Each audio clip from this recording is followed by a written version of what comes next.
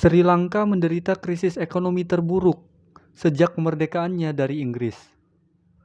Pemadaman listrik selama berbulan-bulan, kekurangan makanan, dan kelangkaan BBM. Terjadi demo besar-besaran, menuntut pemerintah untuk mundur, sehingga menimbulkan kerusuhan dan kekacauan di mana-mana. Ada apa dengan Sri Lanka sebenarnya? Kenapa Sri Lanka bisa sampai bangkrut?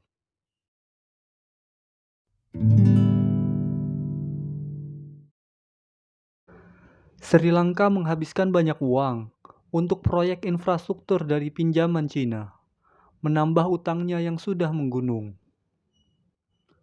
Di distrik Hambantota, sebuah pelabuhan besar sudah menjadi beban keuangan sejak mulai beroperasi, dengan total kerugian mencapai 300 juta dolar AS dalam 6 tahun.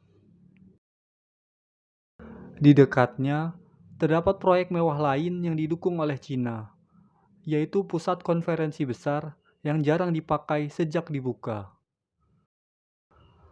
dan bandara senilai 200 juta dolar AS yang sempat kekurangan dana untuk membayar tagihan listriknya.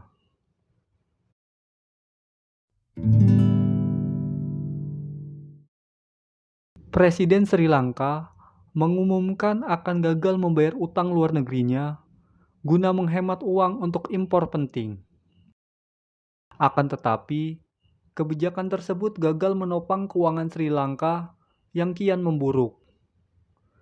Sri Lanka kini dalam negosiasi untuk dana talangan dari IMF.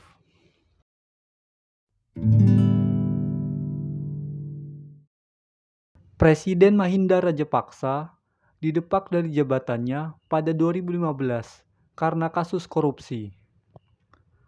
Adik laki-lakinya, Gotabaya Rajapaksa, menggantikannya 4 tahun kemudian dan menjanjikan bantuan ekonomi. Beberapa hari setelah menjabat, ia mengumumkan pemotongan pajak terbesar dalam sejarah Sri Lanka, sehingga memperburuk defisit anggaran yang kronis.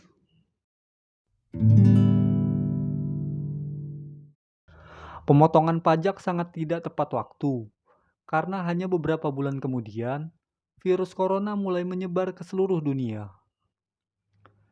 Kedatangan turis internasional turun menjadi nol, dan pengiriman uang dari warga Sri Lanka yang bekerja di luar negeri semakin mengering.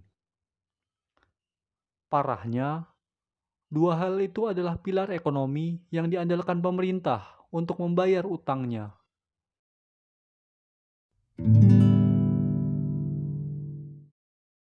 Sri Lanka langsung mengeruk habis-habis cadangan devisanya, mendorong pihak berwenang pada 2001 untuk melarang beberapa impor, termasuk pupuk dan bahan kimia pertanian.